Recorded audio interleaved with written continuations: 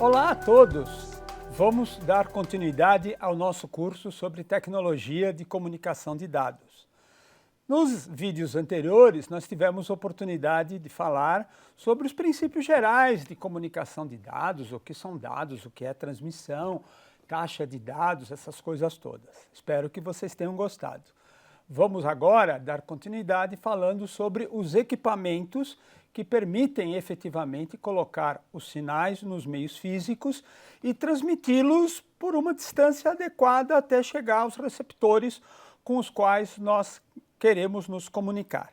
Então, nesta aula, vamos tratar especificamente do assunto de modems e equipamentos de transmissão de dados.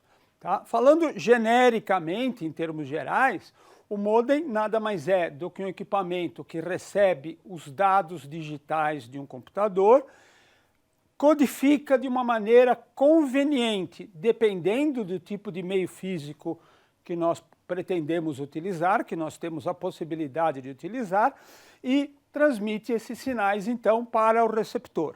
No receptor acontece o processo inverso.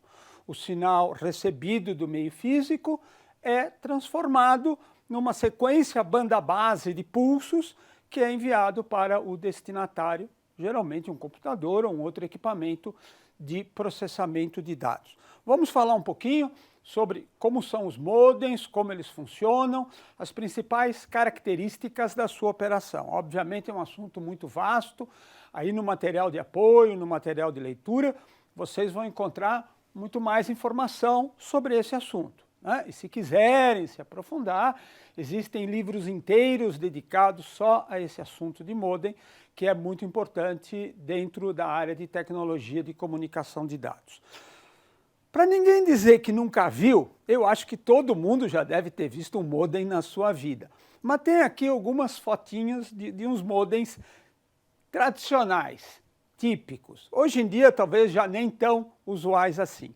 A primeira foto da esquerda é o modem da US Robotics, tá? De baixa taxa de transmissão, acho que de 19.200 bits por segundo.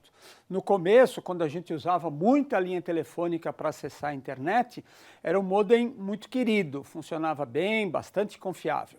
Tá? A figura do meio mostra um cable modem, que é utilizado até hoje para transmissão de dados sobre cabos coaxiais ou redes HFC, usadas pelas retransmissoras de imagens de sinais de vídeo, pelas companhias que vendem serviço de TV a cabo.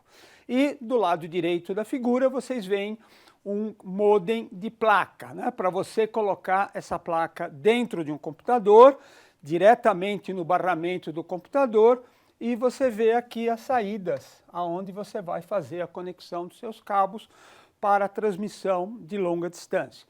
Dessa forma, você não precisa de um sinal de um equipamento externo, fica tudo ligado diretamente ao computador, é uma coisa bastante prática, né? É uma placa um pouquinho antiga, as que você vai encontrar hoje, então, o grau de concentração, aí, o grau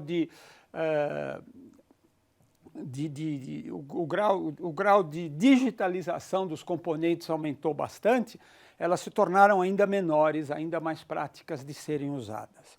Basicamente, o que o modem vai ter que fazer é funcionar como um transdutor de entrada e como um transmissor. Tá? Aqui você tem um sinal gerado por uma fonte, um computador ou qualquer outro tipo de fonte que gere informação digital. Tá? Você vai transformar esse sinal em alguma coisa que possa ser transmitida sobre o canal de transmissão. Infelizmente, essa transmissão não é ideal. Existem vários problemas, várias dificuldades que limitam, que dificultam essa transmissão de dados no meio de transmissão. Em particular, ruídos, interferências e distorções. Tá? Ruído são efeitos eletromagnéticos ou ópticos provocados por outras fontes. Interferência é o efeito de um canal sobre o outro. Distorção são consequências da não linearidade do canal de transmissão. A ideia do modem é exatamente compensar essas diferenças, esses problemas, compensar essas dificuldades, de modo que o sinal possa chegar ao receptor em condição de ser adequadamente recuperado, com uma taxa de erros suficientemente baixa. Não existe taxa de erro zero. Todo sistema tem uma probabilidade de erro, mas a tecnologia tem melhorado bastante e a gente consegue deixar essa probabilidade de erro tão pequena que as aplicações conseguem conviver com ela. Tá? Existem vários tipos de modem. Os modems mais conhecidos, mais usuais, são chamados modems de banda de voz.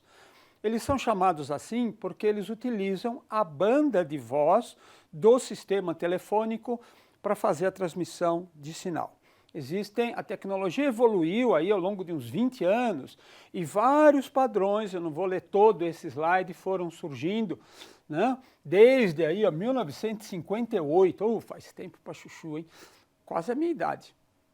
E foram criando-se novos padrões para a comunicação cada vez mais rápida. Eu me lembro quando eu estava me formando, meu primeiro trabalho como estagiário foi ajudar um outro professor que trabalhava no projeto de um modem de 2.400 bits por segundo.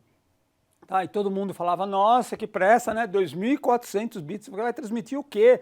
Tá com tanta banda. Naquela época era o máximo. Tá? Hoje em dia, isso não seria nada. Para vocês terem uma ideia, os primeiros modems de 9.600 bits por segundo foram vendidos por cerca de $20 mil. Para você ver como isso era uma tecnologia nova e revolucionária. Mas aos poucos a tecnologia foi aumentando até chegar nos modems V90, V92, que praticamente usam toda a capacidade disponível do sistema telefônico. É um limite. Para ir acima disso, a gente precisaria passar a utilizar outro tipo de meio de comunicação, outra forma de comunicação. E foi exatamente isso que aconteceu, né? Quando essa taxa chegou a esse limite de 56, 64 kilobits por segundo, que é o máximo que a gente consegue no sistema telefônico, o máximo que é possível conseguir, existem limites físicos, a gente passou a utilizar cabo de televisão, fibra ótica, Wi-Fi, outras formas de acesso que não tinham essa limitação da rede telefônica. Cada padrão de modem de voz foi definido pelo ITU-T, que é o organismo que padroniza internacionalmente as comunicações, e aqui está mostrado algumas referências dessas normas para efeito, se os senhores quiserem conhecê-la. Por que a gente usa um modem? Porque nós vamos modular o sinal, né? Porque nós vamos modificar o sinal que precisa ser transmitido. O sinal que vem do computador, o sinal original, não é conveniente para ser transmitido por alguns tipos de meios. Vamos dar alguns exemplos para deixar isso claro. Se você tiver um sinal e for transmiti-lo no ar, ao espaço livre, você vai precisar de uma antena. Essa antena é tanto maior quanto for a frequência do seu sinal. Se você não tiver uma antena suficientemente grande, a irradiação de onda eletromagnética não será eficiente. Em frequências baixas, a gente precisaria de antenas gigantescas, antenas de centenas de metros para conseguir transmitir um sinal. Isso, obviamente, não é prático de se conseguir em todas as instalações. Tá? Um sinal de 100 Hz, por exemplo, que está mostrado aí, precisaria uma antena tão grande que a gente não teria onde colocá-la, 300 km de comprimento. Agora, quando você transmite na faixa de FM, essa faixa é utilizada, por exemplo, para as transmissões de televisão, a gente precisa ter uma antena de aproximadamente 1 metro para uma transmissão eficiente. Você vê que aí já é alguma coisa mais razoável a gente pensar dessa maneira. Tá? Então, um sinal de frequência baixa precisa ser combinado com um sinal de alta frequência para poder ser transmitido. O segundo efeito é a redução de ruído. Algumas frequências têm muito ruído. Tá? A gente muda o sinal para uma frequência mais livre, onde ele é menos sujeito a essa interferência e a fontes de ruídos provocadas, por exemplo, pela irradiação de 60 Hz dos aparelhos elétricos. E a terceira razão, talvez a mais importante, é colocar vários sinais no mesmo cabo, no mesmo meio físico. Se você não tiver algum tipo de modulação, e você tentar transmitir dois sinais ao mesmo tempo, eles vão colidir, eles vão se sobrepor, eles vão se autodestruir. Com técnicas de modulação, a gente consegue manter os sinais separados e aproveitar melhor o meio físico, transmitindo 2, 5, 10, 12 sinais ao mesmo tempo sobre um mesmo meio físico. Tá? Nós temos basicamente 3 tipos de modulação, 3 maneiras de fazer a modulação. Nós pegamos um sinal senoidal da frequência que nós desejamos utilizar. Isso vai depender de cada tipo de meio físico. E nós podemos modificar a sua amplitude, a sua frequência ou a sua fase. São as 3 características básicas de qualquer sinal senoidal. Um sinal senoidal você pode escrever sempre dessa forma, A cosseno de ômega t mais uma fase. Então você modifica a amplitude, você modifica a frequência ou você modifica a fase. Isso dá origem a um sistema chamado ASK, FSK ou PSK. Alguns tipos de rede utilizam o que se chama modulação digital direta ou transmissão por pulso. É o caso das redes Ethernet antigas, que transmitiam em 10 megabits por segundo. Nesse caso não há combinação com uma portadora. Como a frequência dos pulsos já é relativamente alta, no caso da Ethernet estamos falando de 10 milhões de pulsos por segundo, nós podemos colocar esse sinal diretamente no meio físico, diretamente no cabo que vai fazer a transmissão. Aqui tem uma figurinha, espero que vocês possam ver, está um pouquinho clara talvez, né? Você vê um sinal sendo transmitido, que é minha sequência de pulsos, de bits, minha codificação dos dados, uma portadora que é essa senoide desenhada em verde, e aqui embaixo você vê a portadora com a amplitude modificada pela informação. Aqui a modulação é amplitude com profundidade de 100%. Quando eu tenho 1 no sinal, eu tenho a minha portadora pura. Quando eu tenho 0 no sinal, eu não tenho nada. Esse sistema também é chamado OOK, On-Off Keying. Tá? Mas também não sou obrigado a fazer assim, não. Posso manter sempre um certo nível de portadora com uma modulação menor do que 100% do meu sinal. Aqui tem o mesmo exemplo mostrando a modulação em frequência. Então você vê que durante alguns pulsos eu tenho uma frequência mais alta e durante outros uma frequência mais baixa. E finalmente a modulação por fase. Tá? O interessante desses modos de transmissão é que eles podem ser combinados. A gente pode trabalhar com mais do que 2 amplitudes, com mais do que 2 fases, gerando sistemas compostos. Um tipo de sistema muito conhecido, muito usado, é o QPSK, ou PSK em quadratura. A razão do nome é que ele utiliza 4 fases para a portadora que estão defasadas entre si de 90 graus, ou seja, em quadratura. 0, 90, 180 e 270 graus. Então, como é que eu vou fazer essa codificação? Eu vou pegar os meus bits de 2 em 2. Tá? Cada 2 bits, se for 0, 0, eu vou usar uma fase 0 grau. Se for 0, 1, eu vou usar uma fase 90 graus. Repara como o sinal começa no nível alto aqui. Se for 1, 0, né, aqui não tem nenhum exemplo com 1, 0. Ah, 1, 0 está aqui, desculpe. Né? Você vai ter uma fase começando em 180 graus. E finalmente, se for 1, a gente vai ter uma fase começando em 270 graus de variação em relação à fase anterior. Sempre a gente pega a diferença de fase de um sinal para o outro, porque fase absoluta é uma coisa que não tem sentido, depende da referência, claramente. Né?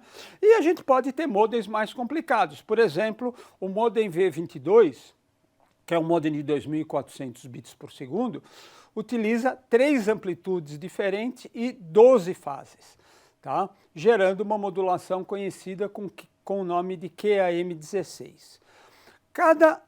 Se você tiver N símbolos, nós já falamos isso, mas só recordando, N símbolos diferentes, o número de bits por símbolo é o logaritmo de N na base 2. Então, isso significa que você, aumentando o número de símbolos, consegue transmitir mais informação sem aumentar a banda de uma forma exagerada, mantendo a banda sob controle, né? Essa taxa de sinais que nós enviamos na linha é medida numa unidade chamada baud, tá? Não é bauds por segundos, baud já é por segundo, sempre, tá bom? E a velocidade de informação que você está transmitindo é medida em bits por segundo, tá? A gente fala em velocidade de operação do terminal, medido em bits por segundo, que representa a quantidade de uns e zeros. Nós podemos considerar 1 e 0 como uma unidade de informação. E a velocidade de sinalização da linha, medida em bauds, tá? A taxa de bits por segundo é a taxa de bauds vezes logaritmo de n na base 2, como eu descrevi para vocês no slide anterior. Na modulação em banda básica, nós transmitimos diretamente os pulsos. Nós não usamos uma portadora para representar esses pulsos. É claro que isso cria alguma preocupação, por exemplo, e se eu for transmitir um sinal que tem muitos zeros, vai ficar uma onda contínua? Ou se eu for transmitir um sinal que tem muitos uns, vai ficar uma onda contínua? Sinais DC, sinais contínuos, não são bons para a transmissão. Para evitar isso, nós usamos técnicas de codificação de sinal, que permitem, independente de qual seja o conteúdo da fonte de informação, ter um número suficiente de transições no meio físico para nós não termos problemas com sinal DC e nem termos problemas de perda de sincronismo. Talvez a técnica mais conhecida para isso seja a codificação chamada Manchester. Não sei explicar a razão do nome, mas foi uma técnica criada pela IBM, que ela consiste em ter uma alternância de bit, qualquer que seja, uma alternância de sinal, qualquer que seja o bit transmitido. Então, se nós tivermos um bit 0, a gente tem uma transição para baixo. Se tivermos um bit 1, temos uma transição para cima. Aqui tem um exemplo mostrando essa ideia da codificação Manchester. Então, eu tenho uma sequência digital que eu desejo transmitir. Aqui eu tenho um 0, uma transição para baixo. Aqui eu tenho 1, uma transição para cima. 1, outra transição para cima. 0, uma transição para baixo. 0, uma transição para baixo e assim por diante. Veja, qualquer que seja a sequência que você queira transmitir de uns e zeros, sempre haverá uma variação rápida do sinal no meio físico. Essa técnica, por exemplo, ela foi inventada pela IBM para os terminais da família 3270, mas é utilizada nas redes Ethernet de 10 megabits por segundo. O Fast Ethernet já usa outro padrão de codificação. Na verdade, existem vários tipos de padrões de codificação, dependendo da aplicação, um ou outro pode ser mais adequado. Dependendo aí da técnica de codificação que você utiliza, ele vai jogar mais ou menos energia em determinadas frequências. Escolhendo a técnica de codificação mais adequada, nós podemos ter um balanço de energia por frequência, ou uma densidade de energia, em função da frequência, conveniente para o tipo de transmissão que nós queremos realizar. Tudo isso é feito pelo modem. Tudo isso é o modem que vai realizar automaticamente, de forma transparente, sem que o usuário ou o computador tenha qualquer trabalho. Ele apenas envia para o modem os sinais digitais, os pulsos digitais que ele pretende transmitir e o modem dá conta do recado. Como eu disse, isso foi só uma introdução ao assunto. Existe muito aí a respeito, muitas técnicas de codificação que poderiam ser discutidas e estudadas. Peço aos senhores que vejam, deem uma olhada no material de leitura, tanto obrigatório quanto material recomendado, assistam os vídeos que foram indicados no roteiro da aula, para conhecer um pouquinho mais, saber um pouquinho mais do que aquilo que a gente falou, que sempre é o básico, o inicial, o fundamental. Muito obrigado a todos, até o próximo vídeo.